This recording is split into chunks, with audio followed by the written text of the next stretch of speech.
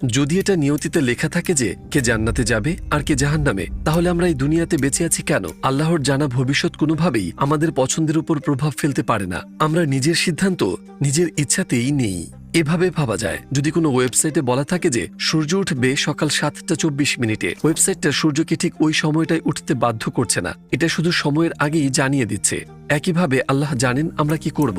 তিনি আমাদের জোর করে করেন না, বরং তিনি সবসময় সবকিছু সম্পর্কে জানেন। তিনি অতীত, বর্তমান ও ভবিষ্যৎ সব একসাথে দেখতে পান। তাই শেষ পর্যন্ত আমরা জান্নাতে কিংবা জাহান্নামে যাব আমাদের নিজের সিদ্ধান্ত অনুযায়ী। আল্লাহ আমাদের ইচ্ছাশক্তিকে বাতিল করেন না বা আমাদের জোর করে ভালো বা মন্দ কাজ করান না। তিনি শুধু জানেন আমরা কি বেছে নেব, আর সেই সব সিদ্ধান্তই লেখা থাকে আমাদের তাকদিরে। আগে থেকে আমাদের জোর করা হয়েছে এমন নয়, বরং তিনি জানেন আমাদের স্বাধীন ইচ্ছা আমাদের কোথায় নিয়ে যাবে। যদি তিনি ভবিষ্যৎ না জানতেন তাহলে সেটাই হতো দুর্বলতা, আর যিনি দুর্বল তিনি কখনোই আল্লাহ হতে পারেন না। এই ভিডিওটা শেয়ার করা কি আপনার তাকদিরে আছে? সিদ্ধান্ত আপনার।